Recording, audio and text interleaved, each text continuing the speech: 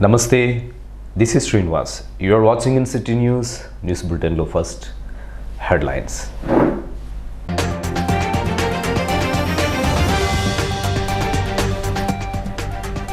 ప్రకటించిన మాదిరిగానే ప్రజావేదిక నిర్వహించిన MLA Korukanti Chandar, mayor doctor Anil Kumar, దుమ్మా కొట్టిన గోనె ప్రకాష్ రావు, మరోసారి నిరాధారమైన ఆరోపణలు చేయవద్దని హెచ్చరించిన టీఆర్ఎస్ సైన్యం.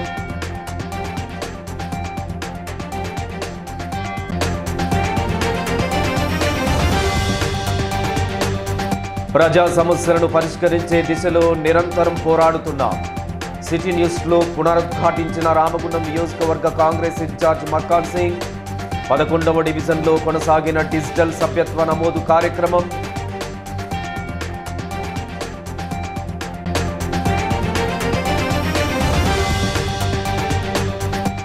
ఇంకా నిరుపయోగంగానే కొనసాగుతున్న కనిలోని షాపింగ్ కాంప్లెక్స్ ప్రత్యేక కథనం.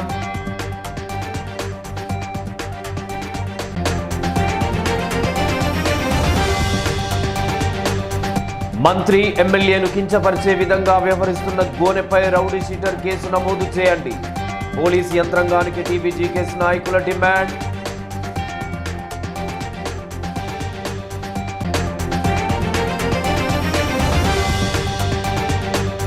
Ramagundam Singareni OCP1 base work shop లో నూతన క్యాలెండర్ ను ఆవిష్కరించిన ZP chairman Puttamadhu.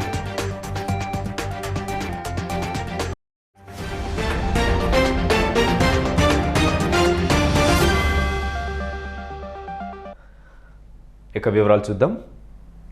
War one side అయింది.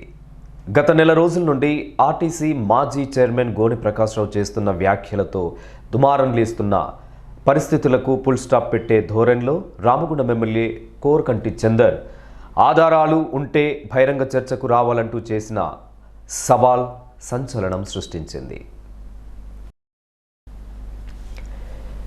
చేసిన సవాల్కు తగ్గట్టుగా శుక్రవారం ఉదయం 11 గంటల నుండి మధ్యాహ్నం వరకు వేలాదిగా తరలివచ్చిన తన పార్టీ క్యాడర్ అనుచరులు, ప్రజా ప్రతినిధులతో బహిరంగ చర్చా వేదికను ఎమ్మెల్యే చందర్ కొనసాగించారు. దాదాపుగా 4 గంటల పాటు బహిరంగ చర్చా వేదిక కొనసాగినప్పటికీ ముందు సవాల్ చేసిన గోనె ప్రకాష్ రావు జాడే లేకుండా పోవడంతో ఎమ్మెల్యే అనుచరులంతా చందర్ నాయకత్వం, మంత్రి కొప్పుల ఈశ్వర్ నాయకత్వం వర్ధిల్లాలి అంటూ నినాదాలు చేశారు. పలు కుల సంఘాల ఆధ్వర్యంలో పెద్ద ఎత్తున డప్పు నృత్యాలతో తమ సంపూర్ణ మద్దతును ప్రకటించారు. ఈ ప్రజా వేదికలో ఒక కోలాహలంగా కని పారిశ్రామిక ప్రాంతం మారిపోయింది.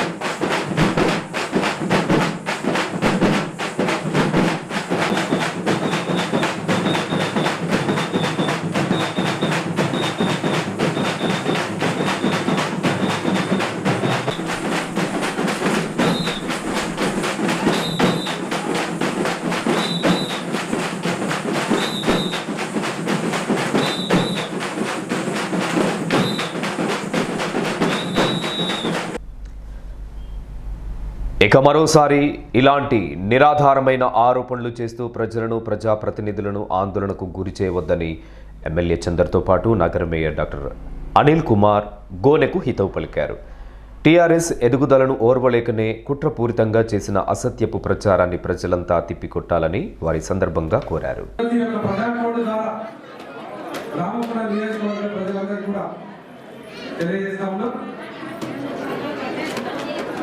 కష్టకాలంలో సంజీవించి నన్ను ఎమ్మెల్యేగా గెలిపించినటువంటి మీకోసం ఈ యొక్క ప్రాణం పోయేంత వరకు కూడా సేవ చేస్తూనే ఉంటాం. ఎక్కడ కూడా వెనుకడుగు వేసేది లేదు. ఇటువంటి నిరాధారమైనటువంటి ఆరోపణలు, నిరాధారమైనటువంటి మాటలు మాట్లాడేటువంటి వాళ్ళను పట్టించుకునేది కూడా లేదు. కానీ గత 3 సంవత్సరాలుగా మనం గొప్పగా అభివృద్ధి కార్యాచరణతో గౌరవ ముఖ్యమంత్రి కేసీఆర్ గారి నేతృత్వంలో ప్రతి ఇంటికి సంక్షేమ పథకాన్ని అందించే విధంగా, ప్రతి ముఖంలో సంతోషాన్ని చూసేటువంటి విధంగా ఆలోచనతోని పరిపాలన చేసుకుంటూ మా గౌరవ ప్రజాప్రతినిధులు మేము ముందు పోతూ ఇక్కడి ప్రజల ఆకాంక్షల కోసం పరిపాలన చేస్తున్నటువంటి ఈ యొక్క క్రమంలో మమ్మల్ని అవహేళన చేసిన, అవమానపరిచే విధంగా మాట్లాడినా ఎట్టి పరిస్థితిలో ఊరుకునేది లేదనేది కూడా ఈ యొక్క ప్రజాకోట ద్వారా తెలియజేస్తా ఉన్నాం. గౌరవ మంత్రి వర్యులు కొప్పుల ఈశ్వరన్న గారు ఈ ప్రాంతం మీద ఉన్న ప్రేమ, అభిమానం, ఈ ప్రాంత ప్రజల మీద ఉన్నటువంటి అపారమైనటువంటి గౌరవంతో ఈ ప్రాంతం అంతా అభివృద్ధి కావాలని అనేక సందర్భాలలో నిధుల కోసం, అనేక సందర్భాలలో ఇక్కడి సమస్యల కోసం మాట్లాడుతూ పరిష్కారం చేసుకుంటూ ముందుకు పోతున్నటువంటి ఆ యొక్క గొప్ప మనసున్నటువంటి నాయకుల్ని పట్టుకొని కూడా నిరాధారమైనటువంటి ఆరోపణలు చేస్తే కూడా ఎట్టి పరిస్థితుల్లో ఈ ప్రాంత ప్రజలు ఊరుకోవాలని కూడా ఈ సందర్భంగా తెలియజేస్తూ ఈరోజు ఇంత గొప్పగా స్పందించి ఈ యొక్క ప్రజాకోర్టును ద్వారా మన మనోభావాలను, మన పార్టీ మనోభావాలను, మన నాయకత్వ మనోభావాలను ప్రజలకు తెలియజెప్పినటువంటి ప్రతి ఒక్కరికి కూడా హృదయపూర్వకమైనటువంటి ఉద్యమాలు తెలియజేస్తూ, మీరు ఇప్పుడు చూశారు కదా మా రామగుండం సింహాలు ఎట్లా గర్జిస్తున్నాయో. ఒక్కసారి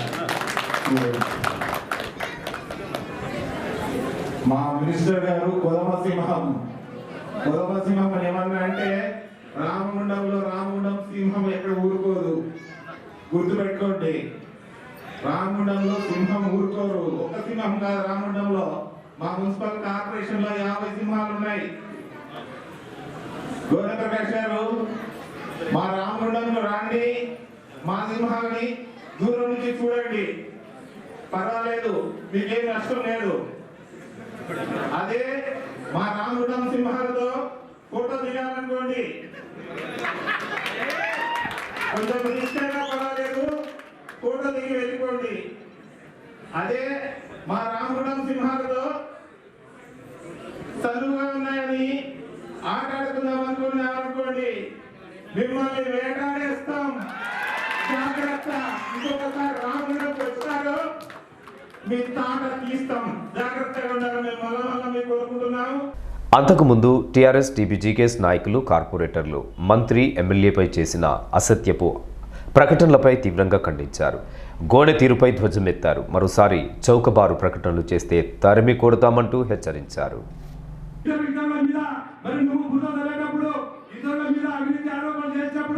నీ బ్రతికేందో నువ్వేందో నువ్వు ఎవరితో చేస్తున్నావు, ఈ ప్రాంతం మీద నీకు ఎలాంటి హక్కు ఉందో, మరి నువ్వు ఎందుకు మాట్లాడదలుచుకున్నావో అవన్నీ కూడా తెలుసుకొని మాట్లాడవలసిన అవసరం ఉండే. కానీ ఒక నాయకుడిగా నువ్వు తప్పు చేసినావు, దిగజారిపోయి 3 సార్లు ప్రెస్ మీట్ పెట్టి ఛాలెంజ్ విసిరితే కూడా అందుకోలేని చేతగాని తట్టున్నావు. ఇవాళ నువ్వు మళ్ళీ ఇక్కడ ఈ రోజు లోకల్ గా మిగిలిపోయావని చెప్పి నేను విచారణ చేస్తా ఉన్నా. ఇదే కాదు, మరి రాబోయేటువంటి రోజుల్లో ఎప్పుడు కానీ చంద్రుడి మీద ఈశ్వరుడి మీద ఎటువంటి ఆరోపణలు చేసినా కూడా టీఆర్ఎస్ పార్టీ నాయకులు కార్యకర్తలు ఇక్కడ కార్పొరేటర్లు ఎవరు చూస్తూ ఊరుకోదలుచుకోలేదు. నువ్వు రాష్ట్రంలో తెలంగాణ కోసం కొట్టాలి, రాష్ట్రంలో అధికారంలోకి వచ్చి అనేక అభివృద్ధులు చేస్తున్నటువంటి పార్టీ మీద, మత్సరేని పార్టీ నాయకుల మీద నువ్వు ఇలా బుద్ధి తప్పుతా ఉన్నావు, ఆరోపణ చేస్తా ఉన్నావు. బిడ్డ జాగ్రత్త, నువ్వు ఇక ముందు గోదావరిలో అడుగు పెడితే నీకు నువ్వుగా కార్యకర్తల చేతుల్లో నాయకుల చేతుల్లో బలి కాకుండా ఉండాలంటే నువ్వు చేసిన తప్పులకు, నువ్వు చేసిన ఆరోపణలకు క్షమాపణ చెప్పాల్సిన అవసరం ఉంది. నువ్వు అసలు ఏం పని చేస్తావు? నీ ఉద్యోగం ఏంది? ఇలా బ్లాక్ మెయిల్ రాజకీయాలు చేస్తూ పెద్ద పెద్ద వాళ్ళను ఇలా ఆరోపణలు చేస్తూ మరి బతుకుతున్న ఒక బ్రోకర్ నా కొడుకువి నువ్వు మమ్మల్ని ప్రశ్నించలేంది? దా ఇక్కడ ఇంతమంది ఉన్నాం, నీ ఆధారాలు చూయించు. ఎక్కడ పోయినాయి నీ ఆధారాలు? 15 రోజుల నుంచి నువ్వు ఈ ప్రాంతంలో తెగ తిరిగినావు కదా, మళ్ళీ వారం రోజులు సమయం అడుగుతున్నావట. ఎందుకోసం? నీ వెతుకున్నోళ్ళు ఎక్కడ ఉన్నారు? వాళ్ళని పట్టుకొని రా. నువ్వు తప్పకుండా ఈ ప్రాంతం ఉన్న ప్రజలకు జవాబు చెప్పాల్సిన అవసరం లేదు. లేకపోతే నువ్వు రాకున్నా, నువ్వు ఎక్కడున్నా మేమే వచ్చి నీకు తగిన బుద్ధి చెప్తామని సందర్భంగా తెలియజేస్తూ, ఎన్నికల్లో పెద్దలు కేసీఆర్ ఆదేశాల మేరకు రామగుండం నియోజకవర్గ ఎమ్మెల్యే చంద్రగన్న మరియు రాష్ట్ర శాసన మంత్రులు కుప్పల ఈశ్వరన్న గారు అక్కడ 5 నెలలు కాలుకు బట్ట కట్టకుండా మొత్తం ఇంటింటికి తిరుగుతూ విపరీతమైన ప్రచారం చేసిండ్రు. ఆ ప్రచారం చేసిన సందర్భంలో అక్కడ ఉన్నటువంటి బీజేపీ అభ్యర్థి రాజేందర్ గారు ఏమన్నారంటే, మీరు నా నియోజకవర్గంలో వచ్చి ప్రచారం చేస్తున్నారు, నేను మీకు తగిన బుద్ధి చెప్తా చూడండి అని చెప్పి ఆ రోజు జరిగిన బహిరంగ సభలో ఏకదాడి చెప్పారు. ఆ విషయమే ఈ రోజు కోన ప్రకాష్ రావు గారికి సంచులు ఇచ్చి ఇక్కడికి పంపించి ఇక్కడ ఉన్నటువంటి బీసీ ఎమ్మెల్యే కోరకంటి చంద్రన్నను మరియు దళిత బిడ్డ కొప్పుల ఈశ్వరన్నను బదనాం చేయాలి, జనంలా వీళ్ళని ఇబ్బందులకు గురి చేయాలి, వీళ్ళను ప్రజలలో పేరు లేకుండా చేయాలనే కక్షపూరిత అహంకారంతో ఈ రోజు వచ్చి ఈ కోర ప్రకాశరావుకు ఆయనకు సంచులు నింపితే ఇక్కడికి వచ్చి ప్రెస్ మీట్లు పెడుతుండు. అసలు కోన ప్రకాశరావు, నువ్వు ఎప్పుడైనా ఈ నగరానికి కానీ ప్రాంతానికి కానీ చేసింది ఏమైనా ఉందా? నువ్వున్న ఆర్టీసీ చైర్మన్ కాలంలో ఇప్పుడున్నటువంటి ప్రతిమ మల్టీప్లెక్స్ మీద అంతా మీరు చూసే ఉంటారు. అదైతే మన ఆర్టీసీ ఖాళీ స్థలం ఉండే దాన్ని మొత్తం నీ సామాజిక వర్గాన్ని మొత్తానికి అమ్ముకున్నావు. ఏ రోజైనా నువ్వు ఇక్కడ ప్రజానికి చేసిందా ఏమన్నా అంటున్నాడు. ఏంటంటే ఒక్కరు వస్తా కాదు, మొన్ననే మేము అనుకున్నాం కానీ పద్ధతి కాదని చెప్పి ప్రజాస్వామ్య పద్ధతిలో మా అమ్మాయి చేస్తుంది కాబట్టి కోరుకోవడం జరిగింది. మీరు ఇక ముందు కూడా మీరు ఆరోపణలు చేస్తే ఈ యొక్క ఆరోపణలు ప్రజలు నమ్మే పరిస్థితి లేదు. కోన ప్రకాశ్ రెడ్డి ఏమంటుంది, ఏదైనా ఒకటి బండి వేసుకొని కూడరంటుంది. అట్లా కాదు, ఒక ప్రజాప్రతినిధి, ఒక మంత్రిగా, ఒక ఎమ్మెల్యేగా, ఒక మేయర్గా ఇలా ఒక మంచి పరిపాలన తీసుకున్న ఈ ప్రాంతానికి వీడు వచ్చి పోయి అనవసరంగా ఆరోపణలు చేస్తే మాత్రం తప్పకుండా ప్రజల చేసి ఇష్టపడతారు. రాబోయే కాలం దగ్గర తెలియజేసి లేనిపోని ఈ ప్రాంత నాడి పట్టుకొని బ్రతుకున్నటువంటి కొంతమంది వ్యక్తులు వారి ఆగడాలకు అడ్డుగా నిలుస్తున్న చంద్రన్న పైన, వారి పైరులకు కొమ్మకాయనటువంటి రాష్ట్ర మంత్రివర్యులు ఈశ్వరరావు పైన, మరి ఈ ప్రాంతానికి వన్నె విధంగా ప్రజల చేత కీర్తించబడి ప్రజలకు ఒక దేవుడిగా వెలుగొంది ప్రజల చేతనే వెన్నుకోబడి 50 మంది కార్పొరేటర్లకు, ఒక మంత్రికి, ఒక ఎమ్మెల్యే చేత, ఒక ఎంపీ చేత వెన్నుకోబడినటువంటి మేయర్ గారిని ఒక సందర్భంలో ఆర్ఎఫ్సీలో ఉద్యోగాలంటూ, ఇంకో సందర్భంలో మేయర్ గారు రాజీనామా చేయాలంటూ, ఇంకో సందర్భం లోపల ఈ ప్రాంతానికి వన్నె తెచ్చి రాష్ట్రమే తలెత్తుకునే విధంగా దళిత బిడ్డ మరి అంచెలంచెగా వెతికినటువంటి ఒక బాబాసాహెబ్ అంబేద్కర్ తర్వాత అంతటి గొప్ప వ్యక్తిని పట్టుకొని మరి చెప్పడానికి కూడా బాధిస్తుంది. ఎందుకంటే తన పైన చేసినటువంటి ఒక రాసలీలలు అని చెప్పి ఎందుకు పనికిరానటువంటి ఒక వ్యక్తి మాట్లాడడం. మరి హైదరాబాద్ లో వారికి సంబంధించిన వ్యక్తులు 200-300 మంది ఉంటారు. మరి ఒక వ్యక్తి పుడితే ఆ తల్లిదండ్రులు గర్వించాలి, ఒక వ్యక్తి పుడితే ఆ ప్రాంతం గర్వించాలి, ఒక వ్యక్తి పుడితే ఆ జిల్లా గర్వించాలి. మరి మొన్న నింజానపల్లి చేసిన వ్యక్తి పుడితే ఏ ప్రాంతం బాగుపడుతుంది, ఎవరు గర్విస్తారని చెప్పి మనం ఒకసారి ఆలోచన చేద్దాం. ప్రజా సమస్యలను పరిష్కరించే దిశలో నిరంతరం పోరాటాలను కొనసాగిస్తున్నామని రామగుండం నియోజకవర్గ కాంగ్రెస్ పార్టీ ఇన్ఛార్జ్ మక్కాన్ సింగ్ తెలిపారు. ఈ ప్రాంత యువతకు ఉద్యోగ ఉపాధి అవకాశాలు కల్పించేందుకు తన పూర్తి సహకారాన్ని అందిస్తానని మక్కాన్ ప్రకటించారు. కొనసాగుతున్న డిజిటల్ కాంగ్రెస్ సభ్యత్వ నమోదు ప్రాధాన్యతపై వివరించారు. అనంతరం ఇక్కడి 11వ డివిజన్లో కాంగ్రెస్ సభ్యత్వ నమోదును విస్తృతంగా చేపట్టారు. ఆ డివిజన్ కార్పొరేటర్ పెద్దెల్లి తేజస్విని ప్రకాష్తో కలిసి మక్కాన్ సింగ్ ఈ సభ్యత్వ నమోదు కార్యక్రమాన్ని నిర్వహించారు. పాలకుల నిర్లక్ష్యం వల్ల ప్రజలకు ఎదురవుతున్న సమస్యలను తెలుసుకొని ఆ సమస్యల పరిష్కారం కోసం కృషి చేస్తామని సందర్భంగా మక్కాన్ సింగ్ తేజస్విని తెలిపారు.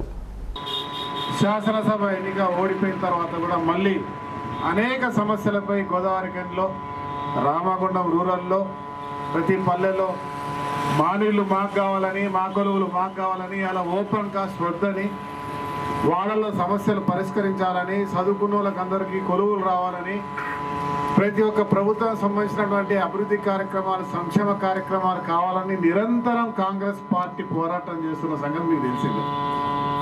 ఇవాళ ఫైరింగ్ లైన్లో ప్రకాష్ అనేక సమస్యల మీద ఏదో ఒక పోరాటం చేస్తుంటే ప్రతి దానికి ప్రోత్సహిస్తూ ఇక్కడ గెలవడమే కాదు, నిరంతరం పోరాటం చేస్తున్న పద్ధతికి పూర్తి స్థాయిలో మద్దతు ఇస్తూ మీ పక్షాన పోరాటం చేయడం జరుగుతూనే ఉన్నది. ఇప్పటికి కూడా మేము ఎక్కడా తగ్గలేదు. వాళ్ళు అధికారంగా చేయాలా కూడా ప్రతిసారి ఎక్కడ ఎంత కొంచెం ఇబ్బంది అయినా కూడా ఆ కాంట్రాక్ట్ పనులు కాకుండా చేస్తాం, అవసరం అనుకుంటే తరిమి కొట్టే ప్రయత్నం చేస్తాం, జైళ్ళకు కూడా పోతామన్న విషయాన్ని మీ పక్షాన మరొకసారి కాంగ్రెస్ పార్టీ పక్షాన మీ అందరికి కూడా తెలియజేస్తా ఉన్నా. మనము ఇంతకుముందు కాంగ్రెస్ పార్టీ మన అధికారంలో ఉన్నప్పుడు పేద ప్రజలందరికీ ఇల్లు వచ్చినాయి, పెన్షన్స్ వచ్చినాయి, వాళ్ళకి ఏమన్నా ఆరోగ్యశ్రీ అని హాస్పిటల్ వెళ్తాయి. ఇవన్నీ కూడా కాంగ్రెస్ ప్రభుత్వం అధికారంలో ఉన్నప్పుడు మాత్రమే పేద ప్రజలకు ప్రతి ఒక్కటి కూడా దక్కింది. మరి ఇప్పుడు మనం అధికారంలో ఉన్న టీఆర్ఎస్ పార్టీ కూడా ఇప్పుడు ప్రజెంట్ నడుస్తుంది 10 years నుండి 2 times అన్నట్టు. ఇప్పుడు వాళ్ళైతే ఏం చేస్తున్నారు, మన అప్పుడు కాంగ్రెస్ అప్పుడు ఇంటింటికి ప్రతి ఒక్కరికి కూడా ఒక్కింట్లో ఇద్దరికి కూడా పెన్షన్స్ వచ్చినాయి అప్పుడు. ఇప్పుడు మరి ఒక్కరికి 2000 వస్తున్నాయి, కానీ వచ్చిన వాళ్ళకి వస్తున్నాయి, రాని వాళ్ళకు రావట్లేదు. ఆ 200 పింఛన్ అయినా కానీ ప్రతి ఇంటికి ఇద్దరుంటే ఇద్దరికి కూడా వచ్చినాయి కాంగ్రెస్ హయాంలో. మరి ఇప్పుడు టీఆర్ఎస్ ప్రభుత్వంలో పెన్షన్స్ లేవు, రేషన్ కార్డు లేవు, నిరుద్యోగ భృతి లేదు, అన్నీ అన్నారు కానీ ఏదీ లేదు. ఈ 2 సంవత్సరాల నుండి ఫస్ట్ వచ్చినప్పుడు ఏం చేయలేదు, ఇప్పుడు ఏం చేయలేదు. డబుల్ బెడ్రూమ్ ఇల్లు అంటున్నారు, అది ఎవరికి రాలేదు. డబుల్ బెడ్రూమ్ ఇల్లు కడుతున్నారు, 2 సంవత్సరాలు కడతారు, ఇక కట్టదే ఉంటారు, మనం చూస్తూనే ఉంటాం, ఇట్లనే అవుతుంది. ఇక నెక్స్ట్ ఏమో మరి ఇప్పుడు మన వార్డులో చూసుకుంటే మేము గెలిచి 2 సంవత్సరాలు అవుతుంది, ఇప్పటి వరకు కూడా ఒక్కసారి కూడా మరి ఎమ్మెల్యే సభ వచ్చి మరి ఏముంది ఈ వార్డుల సమస్య ఎక్కడ ఏముందని చెప్పి ఒక్కసారి కూడా మన 11వ డివిజన్ విజిట్ చేయలేదు.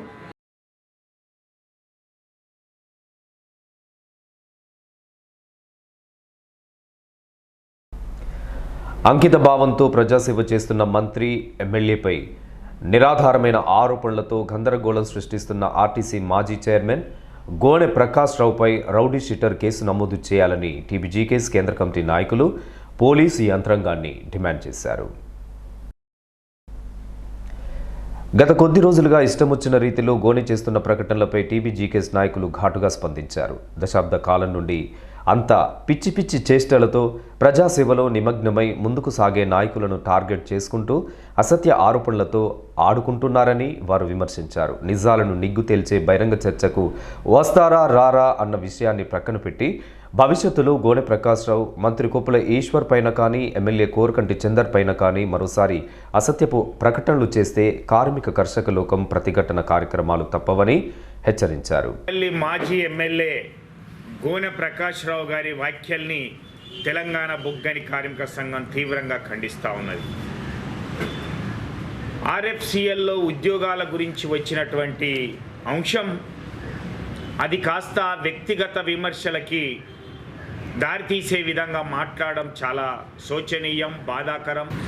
ఈరోజు ఎవరో ఒక కాంట్రాక్టర్ కార్మికుల దగ్గర డబ్బులు తీసుకున్నాడు అనేటువంటి విషయాన్ని దాన్ని ఎమ్మెల్యే వైపు రుద్దడం, దానికి మంత్రివర్యుల యొక్క చూసి చూడనట్టుగా ఉండడం అనేటువంటి దాంతో మాట్లాడేటువంటి విధానం సరైంది కాదు.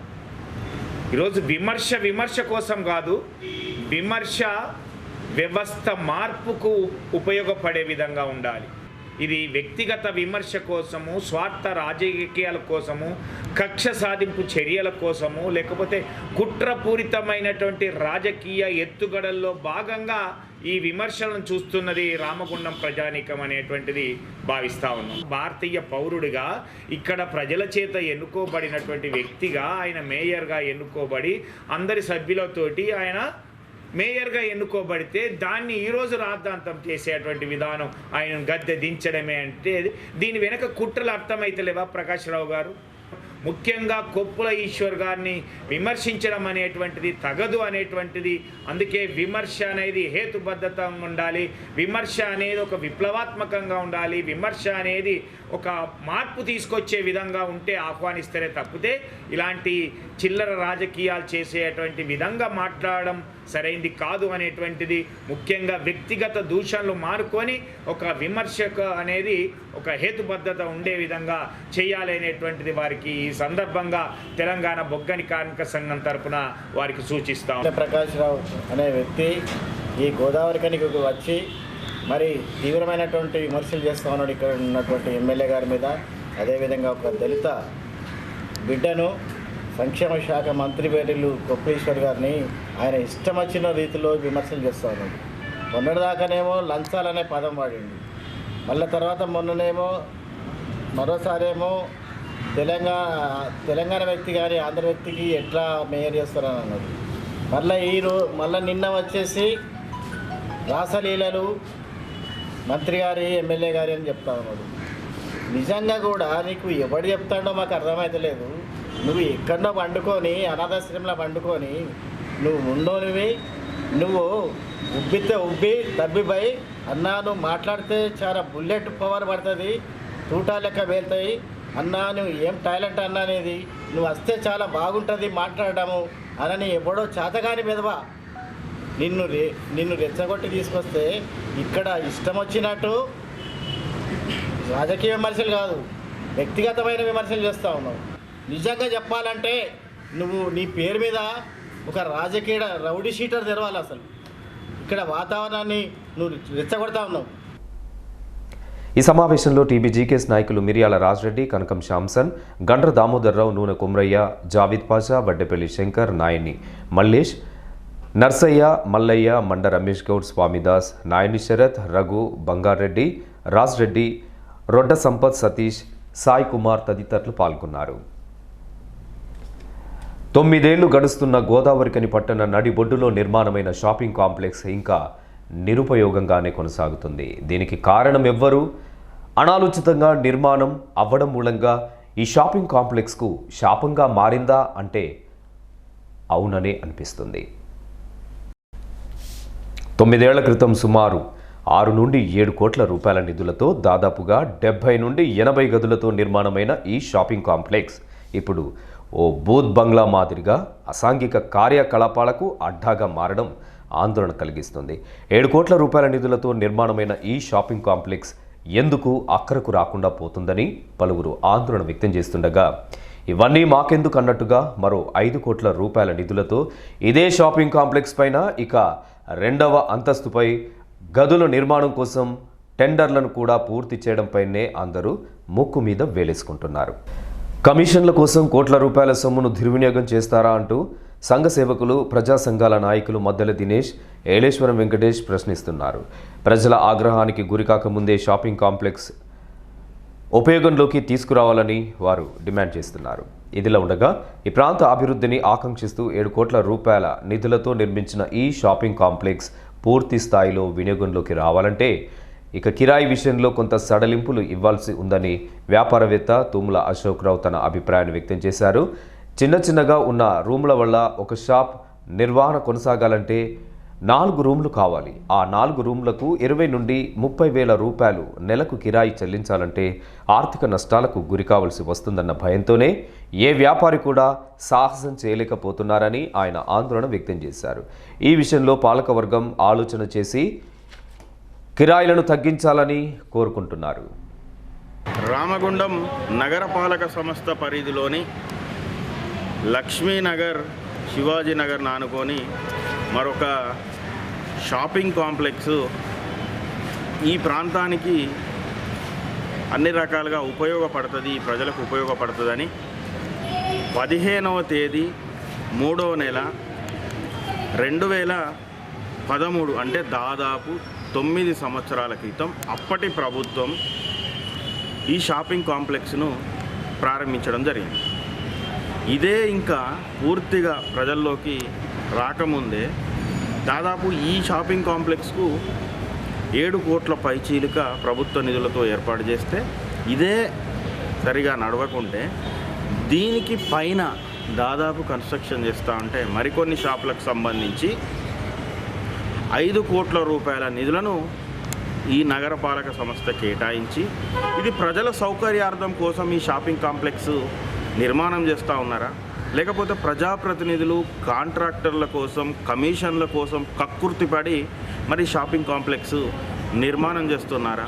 దాదాపు 75 నుంచి 78 షాపుల వరకు ఇది ఉంటే 1-2 షాపులు మాత్రమే అవి నడుస్తూ ఉన్నాయి. నిర్లక్ష్య ధోరణి నగరపాలక సంస్థ వహించడం వల్ల ఇది షాపింగ్ కాంప్లెక్స్ లెక్క కాకుండా కేవలం అసాంఘిక శక్తులకు అడ్డాగా మారింది. ఈ ప్రాంతంలో ఇష్టానుసారంగా ఇందులో మద్యం సేవించడం, గుట్కాలు సేవించడం, బేకాట ఆడటం, అన్ని రకాలుగా ఇక్కడ ఉన్నటువంటి వచ్చే మహిళలకు కానీ ఇతర ప్రజలకు కానీ ఇబ్బందులకు గురవుతూ ఉన్నారు. ఇప్పటికైనా దృష్టి సారించి రామగుండం ఎమ్మెల్యే గారైతేనేమి, మన అవగాహన లేని మేయర్ గారైతేనేమి, నగర నూతన కమిషనర్ గారు కానీ వీటిని పరిశీలించి ఇమ్మీడియట్గా ఈ షాపులు సంబంధించినటువంటి అర్హులకు కేటాయించాలి. రామగుండం కార్పొరేషన్ వాళ్ళ నిర్లక్ష్య వైఖరి, అసమర్థత, అవినీతి, అన్ని రకాల అవలక్షణాలన్నీ ఉన్నట్టుగా మనకు అర్థమవుతుంది. పరిస్థితిని గమనిస్తే ఇక్కడ ఉన్నటువంటి షాపింగ్ కాంప్లెక్స్ నిర్మాణానికి సంబంధించి ఆ రోజు బ్రహ్మాండంగా నడిచేటువంటి కూరగాయల మార్కెట్ సముదాయాన్ని కొలగొట్టి ఇక్కడ కూరగాయల మార్కెట్లో అమ్ముకుంటున్న అమ్మకందారులకు, ఆ వ్యాపార వర్గానికి, తర్వాత దగ్గరలో లక్ష్మీనగర్కు దగ్గరలో ఉన్నటువంటి ఈ ప్రాంతంలో కూరగాయలు కొనుక్కుంటూ వెసులుబాటుగా ఉండేటువంటి మార్కెట్ను కూలగొట్టి గత 15 సంవత్సరాలు పైన అవుతున్నది.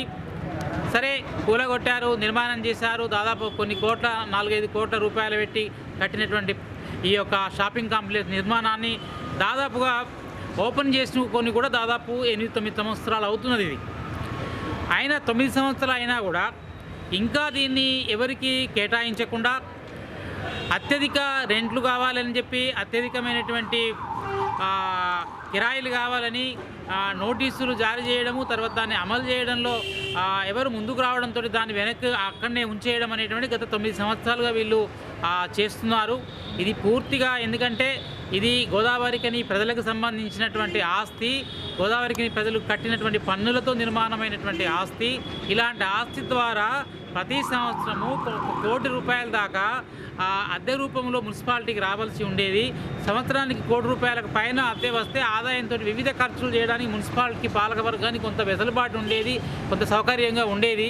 కానీ ఈ మున్సిపల్ అధికారులు తర్వాత పాలకవర్గము చేస్తున్న నిర్లక్ష్యం కారణంగా, వాళ్ళ యొక్క అలసత్వం కారణంగా ఈ యొక్క ₹1,00,00,000 ప్రాపర్టీ అనేటువంటిది వృధాగా పడిపోతున్నది. ఈ దాదాపుగా ఈ 10 సంవత్సరాలుగా కొన్ని ₹1,00,00,000 సంపదను దుర్వినియోగం చేశారు. దీనివల్ల లక్ష్మీనగర్ మార్కెట్లో ఉన్నటువంటి వివిధ షాపుల రెంట్లు కూడా విపరీతంగా పెరిగిపోయినాయి. ఎందుకంటే ఇది కనుక దాదాపు 100కు పైగా ఉన్నటువంటి రూములన్నీ అందుబాటులోకి వచ్చినట్లయితే ఆ మార్కెట్ అనేటువంటిది ఇటు విస్తరించడానికి అవకాశం ఉంటుంది. అక్కడ అత్యధిక కిరాయిలతో కడుతున్న లక్ష్మీనగర్ వాసులకు కొంత వెసులుబాటు అయ్యే అవకాశం ఉంటుంది. ఇక్కడి కస్టమర్లకు కూడా సరసమైన ధరలలో వ్యాపారులు తమ యొక్క వస్తువును అమ్మడానికి వీలవుతుంది. కాబట్టి ఎన్నిసార్లు మొరపెట్టుకున్నా ఇది కమిషనర్ గారు పాలకవర్గం స్పందిస్తలేరు. ఇప్పటికైనా స్పందించి ప్రజల సొమ్మును మీరు వాళ్ళకు సరైన పద్ధతిలో వినియోగంలోకి తీసుకురావాల్సిన అవసరం ఉందని సందర్భంగా గుర్తు చేస్తూ వెంటనే చర్యలు తీసుకోవాల్సిన సందర్భంగా డిమాండ్ చేయడం జరుగుతుంది. ఈరోజు ఈ మున్సిపల్ లక్ష్మీనగర్లో ఉన్నటువంటి మున్సిపల్ కాంప్లెక్స్ నుంచి నేను మాట్లాడుతున్నాను. మన నగరపాలక సంస్థ పాలకులకి మరియు ప్రజాప్రతినిధులకి ఈ సందర్భంగా తెలియజేయడం ఏంటంటే, ఇది గత 9 సంవత్సరాల కాలం నుంచి ఇది ఇంత పెద్ద ఎత్తున నిర్మించి ఇక్కడ ఒక్క షాప్లో కూడా ఒక షాప్ నడవడం లేదు. మరి ప్రజలు వినియోగించుకునేలాగా ఇక్కడ వ్యాపార సముదాయాన్ని వెంటనే వినియోగంలోకి తీసుకురావాలని ఈ సందర్భంగా కోరుతున్నాను. ఇది ఉన్నదానికే దిక్కు లేదంటే ఇంకా దీనిపైన ఇంకొక పోర్షన్ వేసి అదొకటి అనవసరంగా రాష్ట్ర ఖజానాను మరి దెబ్బతీస్తున్నారు. ఆ డబ్బుని వేరే అవసరాలకు వినియోగించుకోకుండా ఈ ఉన్న కాంప్లెక్స్ని ప్రజలకి మరి వ్యాపారస్తులకి ఉపయోగకరంగా మార్చకుండా దానికి ఏదో అంటే ఎక్కువ మొత్తాన రెంట్ కావాలన్నటువంటి ఒక పద్ధతి ప్రకారంగా వీళ్ళు దాన్ని పెట్టుకొని అది ఇక్కడ తీసుకునే విధంగానేమో ఈ కాంప్లెక్స్ నిర్మించకుండా ఒక డబ్బాలాగా నిర్మించేసి దాంట్లో ఎవరు రాకుండా ఉండడం వల్ల అంత పెద్ద రెంట్ పెట్టే పరిస్థితులు ఇక్కడ లేవు. ఆ ప్రజలు ఇక్కడ వ్యాపారస్తులు ఏ రెంట్ అయితే కోరుకుంటున్నారో ఆ రెంట్లో ఆ అందుబాటు ధరల్లో తీసుకొచ్చి వెంటనే దీన్ని వినియోగించేలాగా చేయాలని చెప్పి నేను మున్సిపల్ పాలకులను నేను కోరుకుంటున్నాను. ఇందులో షాపింగ్ కాంప్లెక్స్లో గత 2-3 ఇయర్స్ నుంచి కూడా టెండర్ అయ్యి కూడా మరి ఇంతవరకు కూడా ఎవరు కూడా బిజినెస్ చేసుకోవడానికి ఎవరు వ్యాపారస్తులు ముందుకు రావడం లేదు. ఇది వాళ్ళకు తర్వాత ఫీజు కట్టారు, ఆల్రెడీ అడ్వాన్స్ 3 నెలల అడ్వాన్స్ కూడా కట్టారు. చాలామంది బిజినెస్ ఇక్కడ పెట్టుకోవడానికి లోపలికి ఉన్నదని, అది అట్లే రకరకాల కొంచెం కంఫర్ట్గా లేదని, ఇక్కడ రూములు చిన్న ఉన్నాయి మనకు షాపు, అందులో పడది 2-3 రూములు తీసుకుంటే రెంట్ ఎక్కువైపోతుందని, గదులు చిన్నగా ఉన్నాయి, లోపలికి ఉన్నాయి, నడుస్తున్న భయంతో ఎవరు ముందుకు రావడం లేదు. అట్లానే ఇప్పుడు ఇది మీరు టెండర్ ఏదైతే రెంట్ కూడా కొంచెం ఏమన్నా మరి వాళ్ళకి వాళ్ళకు ఉన్నటువంటి డౌట్స్ను ఒకసారి క్లారిఫై చేసి వాళ్ళు ఎవరైతే రాని వాళ్ళు ఉంటే మరి వాళ్ళు ఫైనల్గా ఇప్పటికే నోటీస్ ఇచ్చారు, వాళ్ళకు ఎవరు రావట్లేదు, వాళ్ళు ఫర్దర్ మళ్ళీ ఒకసారి పిలిచి మళ్ళీ ఏమైనా వస్తే వాళ్ళకు అవకాశం ఇచ్చి రాని వాళ్ళు మళ్ళీ ఫర్దర్ టెండర్ మళ్ళీ కాల్ఫర్ చేసి మరి దీన్ని చేసినట్టయితే బాగుంటుంది. రాని వాళ్ళందరికీ మరి వచ్చే వాళ్ళకి అవకాశం ఇవ్వాలి. ఇందులో 100% బిజినెస్ నడవడానికి స్కోప్ ఉంది. ఇక్కడ 2-3 షాపులు ఓపెన్ చేసినాం మేము. బిజినెస్ మంచిగా ఉంటుంది, ఇక్కడ చాలా బాగుంటుంది. సిటీలలో కూడా ఇటువంటి కాంప్లెక్స్లు ఎన్నో నడుస్తున్నాయి. కాకపోతే ఇక్కడ కల్చర్కి అనుకూలంగా లేదని జనాల అభిప్రాయం. కాకపోతే కొంత మరి ఒక 1 year 2 years మాత్రం దీనికి బిజినెస్లో వాళ్ళు స్టాండ్ అయ్యేంత వరకు, కొంత నిలదొక్కునేంత వరకు కొంత రెంట్లో ఏదైనా అష్యూరెన్స్ ఇచ్చి రెంట్ తగ్గించినట్టయితే 100% ఇందులో 78 రూములు ఉన్నాయి. మరి అన్నీ వచ్చే విధంగా ఏదో 2-3 వస్తే అది సక్సెస్ కాదు. అందరూ రావాలంటే కొంత రెంట్ సడలించేసి RG3 పరిధి OCP1 బేస్ వర్క్షాప్లో 2022 నూతన సంవత్సర క్యాలెండర్ను ఆవిష్కరించారు జెడ్పీ చైర్మన్ పుట్టమధు.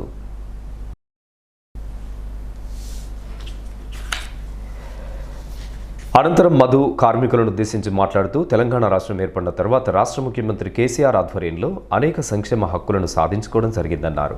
ముఖ్యంగా కార్మికులకు కార్పొరేట్ వైద్యం అందేలా కృషి చేయడం జరుగుతుందన్నారు. కార్మికులందరూ సమానత్వంతో ఉండాలనే ఉద్దేశంతో డ్రెస్ కోడ్ను ప్రవేశపెట్టడం జరిగిందన్నారు. అలాగే నూతన సంవత్సరంలో కార్మికులు కరోనా బారిన పడకుండా తగు జాగ్రత్తలు తీసుకుంటూ రక్షణతో కూడిన విధులను నిర్వహించాల్సిన అవసరం ఎంతైనా ఉందని మధు ఈ సందర్భంగా అన్నారు. తెలిసేటట్టు ఏందో మళ్ళీ వస్తుంది అంటుండు. ఆ వచ్చుడేందో పోవుడేందో ఈ 15 రోజుల తర్వాత తెలుస్తుంది. అయినప్పటికీ భయం ఎక్కువైంది. ప్రపంచ ఆర్థిక వ్యవస్థ కుంగిపోయింది కానీ పెద్దగా ఏం ప్రమాదం జరగలేదు. మన భయమే ఎక్కువైంది. ఈసారి భయపడకుండా ఉండేందుకు దీంతో ప్రాణ నష్టం ఎక్కువ లేదని కూడా అంటా ఉన్నారు కనుక ప్రాణ నష్టం జరగకుండా మనం బయటపడాలని మరి ఆశిస్తూ ప్రతి సంవత్సరం క్యాలెండర్ ద్వారా మిమ్మల్ని కలుసుకునే అవకాశం ఇస్తున్నందుకు దామోదరరావు గారికి హృదయపూర్వకంగా మిమ్మల్ని కలుసుకునే అవకాశం నాకు రావడానికి కారణమైన వారికి ధన్యవాదాలు తెలియజేస్తూ ఈ కార్యక్రమంలో RG3 టీవీ జీకేఎస్ ఉపాధ్యక్షులు గౌతమ్ శంకరయ్య, పూర్ణాకర్, జైపాల్ రెడ్డి, జక్కుల దామోదరరావు, మల్లారెడ్డి, రాఘవరెడ్డి, శ్రీనివాస్, కుమార్, నాగరాజ్, పూదరి సత్యనారాయణ, కిషన్ రెడ్డి, శంకర్ గౌడ్, బాబురావు, మల్లయ్య, ఎస్వీరావు, నాగేశ్వరరావు, దేవేందర్ రెడ్డి, శ్రీనివాస్ రెడ్డి, రామ్రెడ్డి తదితరులతో పాటు కార్మికులు అధిక సంఖ్యలో పాల్గొన్నారు. రామగుండం కార్పొరేషన్ పద్మశాలి సేవా సంఘం ఆధ్వర్యంలో రూపొందించిన నూతన సంవత్సర క్యాలెండర్ను ఆవిష్కరించారు. ఈ సందర్భంగా ఏర్పాటు చేసిన ప్రత్యేక కార్యక్రమంలో ఆ సంఘం ప్రధాన కార్యదర్శి ఆడపు శంకర్ నేతృత్వంలో రూపొందించిన 2022వ నూతన సంవత్సర క్యాలెండర్ను ఆవిష్కరించారు. అనంతరం పలువురు సంఘ నాయకులు మాట్లాడుతూ పద్మశాలి కుల బాంధవులకు చైతన్యాన్ని సంకల్పంతో ఇలాంటి కార్యక్రమాలు చేపట్టడం అభినందనీయమని కొనియాడారు. ఈ క్యాలెండర్లను అన్ని వర్గాల ప్రజలకు పంపిణీ చేయనున్నామని వారు తెలియజేశారు. గత ఆడపు శంకర్ 4 సంవత్సరాల క్రితం ప్రధాన కార్యదర్శిగా ఎన్నికైనప్పటి నుంచి చిప్పరాయేష్ మరియు వాళ్ళ కమిటీ సభ్యుల ప్రోత్సాహంతో అదేవిధంగా లక్ష్మీనగర్ ఏరియాలోని పద్మశాలి కుల బాంధవులైన వ్యాపారస్తుల సహాయ సహకారాలతో ప్రతి సంవత్సరము క్యాలెండర్ ఆవిష్కరణ కార్యక్రమము చేపడుతున్నాము. అదేవిధంగా ఈరోజు కూడా ఈ క్యాలెండర్ ఆవిష్కరణ కార్యక్రమం చేపట్టినాము. దాతలందరికీ పేరు పేరున మా కృతజ్ఞతలు. అదేవిధంగా రేపు 14-15 తారీఖులో మనము ప్రతి సంవత్సరం జరుపుకునే మకర సంక్రాంతి శుభాకాంక్షలు కూడా ఈ సందర్భంగా పద్మశాలి కుల బాంధవులందరికీ తెలియజేస్తూ ఆ యొక్క పండుగను అందరూ కోవిడ్ నిబంధనలు పాటిస్తూ జాగ్రత్తగా ఆ పండుగను జరుపుకోవాలని మనస్ఫూర్తిగా వారందరినీ కోరుకుంటూ ప్రతి సంవత్సరం మరి మన పద్మశాలి సంఘం ఆధ్వర్యంలో కార్పొరేషన్ పరిధిలో క్యాలెండర్ ఆవిష్కరణ చేసుకోవడం ఆనవాయితీగా జరుగుతుంది. ఇలాగే ప్రతి సంవత్సరం కూడా కుల బాంధవులు ఐక్యంగా ఉండి అందరం కూడా కలిసికట్టుగా ఉండి రానున్న కాలంలో సంఘ అభివృద్ధి కోసం పాటుపడాలని చెప్పి మనవి చేస్తున్నాను. అదేవిధంగా ఈ యొక్క క్యాలెండర్ ఆవిష్కరణకి చేయూతనిచ్చేటటువంటి కుల బాంధవులందరికీ కూడా పేరు పేరున నమస్కారాలు తెలియజేసుకుంటున్నాను. అదేవిధంగా రానున్న కాలంలో మనం అందరం కూడా కలిసికట్టుగా ఉండి ఈ ప్రాంతంలో పద్మశాలి కుల ఐక్యత కోసం పనిచేసి ప్రతి సంఘ సభ్యుడు కూడా మరి శక్తివంచం లేకుండా పనిచేయాలని చెప్పి వారికి మనస్ఫూర్తిగా తెలియజేస్తూ రాబోయే సంక్రాంతి పండుగ శుభాకాంక్షలు తెలియజేస్తూ మన పద్మశాలి సేవా సంఘం ఆడపు శంకర్ గారి ప్రధాన కార్యదర్శి ఆధ్వర్యంలో ఈరోజు క్యాలెండర్ ఆవిష్కరణ చేయడం జరిగింది. లక్ష్మీనగర్లో ఉన్నటువంటి వ్యాపారస్తులు అలాగే కుల సంఘ పెద్దలు అందరి సహకారంతో గత 4 సంవత్సరాలుగా క్యాలెండర్ ఆవిష్కరణ చేస్తున్నాం. అదేవిధంగా ఈ సంవత్సరం కూడా క్యాలెండర్ ఆవిష్కరణ చేయడం జరిగింది. ఈ కార్యక్రమంలో సంఘ పెద్దలు అందరు పాల్గొనడం జరిగింది. అలాగే రాబోయే రోజులలో అనేక కార్యక్రమాలు తీసుకుంటూ ముందుకు పోతామని సందర్భంగా తెలియజేస్తూ ఇంకా ఈ కార్యక్రమంలో సంఘ నాయకులు మండల సత్యనారాయణ, చిప్ప రాజేశం, పిట్టల లక్ష్మీ నర్సయ్య, నంబయ్య, హన్మ సత్యనారాయణ, నూతి తిరుపతి, అరుణ, వంగర శ్రీనివాస్, మామిడాల రాజేశ్వరరావు, సిరిమల సత్యనారాయణ, బాలరాజ్ కుమార్, దాసరి సాంబమూర్తి, సిరిమల అనిల్, వెంకటయ్య, కట్కూరి మల్లేష్ తదితరులు పాల్గొన్నారు. ఎయిటింగ్లైన్ కాలనీలోని ప్రెస్ భవన్లో రెడ్డి సంఘం నాయకులు రెడ్డి సంఘం క్యాలెండర్ను ఆవిష్కరించారు. ఈ నూతన సంవత్సరంలో సంక్రాంతి పర్వదినాన్ని పురస్కరించుకొని మహిళలకు, పిల్లలకు ముగ్గుల పోటీలను నిర్వహించడం జరుగుతుందని, అలాగే నూతన సంవత్సరాది ఉగాది పండుగను పురస్కరించుకొని పలు కార్యక్రమాలు కూడా నిర్వహించడం జరుగుతుందన్నారు. గత సంవత్సరం మాదిరిగానే రెడ్డి సంఘం ఆధ్వర్యంలో పలు పోటీ కార్యక్రమాలు నిర్వహించడం ఆనవాయితీగా వస్తుందని, ఇట్టి కార్యక్రమాన్ని రెడ్డి కుల బాంధవులు ప్రతి ఒక్కరూ పాల్గొని కార్యక్రమాన్ని విజయవంతం చేయాలని ఆయన కోరారు. అనంతరం 2022 నూతన సంవత్సర క్యాలెండర్ను ఆవిష్కరించారు. ఈ సంవత్సరం కూడా యథావిధిగా ముగ్గుల పోటీలను నిర్వహించడం జరుగుతుంది. ముగ్గుల పోటీలకి రేపటి నుండి మన విద్యార్థులందరూ మన ఇళ్లకు చేరుకునేటువంటి అవకాశం ఉంది కాబట్టి 2 days తర్వాత డేటు పూర్తి స్థాయిలో నిర్ణయించి డేట్ ఇవ్వడం జరుగుతుంది. కాబట్టి కాలనీ మహిళలందరూ ముగ్గుల పోటీలో అధిక సంఖ్యలో పాల్గొని విజయవంతం చేయాల్సిందిగా కోరుతూ ఉన్నాం. ఇదే శుభ సందర్భంగా సంక్రాంతి శుభాకాంక్షలు ప్రతి ఒక్కరికి పేరు పేరున తెలియజేస్తూ ఉన్నాం. ఇక రాబోయే రోజులలో మళ్ళీ 1-2 నెలల్లో ఉగాది ఉత్సవాలు నిర్వహించుకోవడం జరుగుతుంది. గత 2 సంవత్సరాల నుండి ఈ కోవిడ్ కారణంగా ఏ కార్యక్రమాన్ని పూర్తి స్థాయిలో నిర్వహించుకోలేకపోతా ఉన్నాం. కాబట్టి ఈ సంవత్సరం అయినా అధిక సంఖ్యలో పాల్గొని ముగ్గుల పోటీలను మరియు ఉగాది ఉత్సవాలను విజయవంతం చేయాల్సిందిగా కాలనీ మరియు పోతన కాలనీ, రెడ్డి కాలనీ, పరిసర ప్రాంతాల రెడ్డి బాంధవులందరికీ మరొక్క మారు మనవి చేస్తూ ఈ కార్యక్రమంలో పిండింటి రామరెడ్డి, పోగుల వీరారెడ్డి, అనిల్ రెడ్డి, రమేష్ రెడ్డి, అశోక్ రెడ్డి, సంపత్ రెడ్డి, నరేందర్ రెడ్డి తదితరులు పాల్గొన్నారు. గోదావరికని FCI RFCLలో టౌన్షిప్లోని శ్రీ చైతన్య స్కూల్లో మకర సంక్రాంతి వేడుకలు ఘనంగా నిర్వహించారు. తరతరాలుగా వస్తున్న ఆచారాల ప్రకారం మకర సంక్రాంతి వేడుకలు నిర్వహించే పద్ధతిపై విద్యార్థులకు వివరించారు. భోగి మంటలు, రంగురంగుల రంగవల్లికలను ప్రదర్శించారు. సైన్స్ పరంగా సంక్రాంతి పండుగ చేసే ప్రయోజనాలను పిల్లలకు వివరించారు. అయితే పండుగల సాంప్రదాయాలను పరిరక్షిస్తూ భావి తరాలకు అందించేలా ప్రతి ఒక్కరూ కృషి చేయాలని ఈ సందర్భంగా పాఠశాల నిర్వాహకులు కోరారు. వేడుకల్లో RFCL అధికారులు, పాఠశాల ప్రిన్సిపల్ సంజీవ్ తదితరులు పాల్గొన్నారు. ఇప్పుడు కాసేపు ప్రకటనలు అనంతరం మరిన్ని విశేషాలు.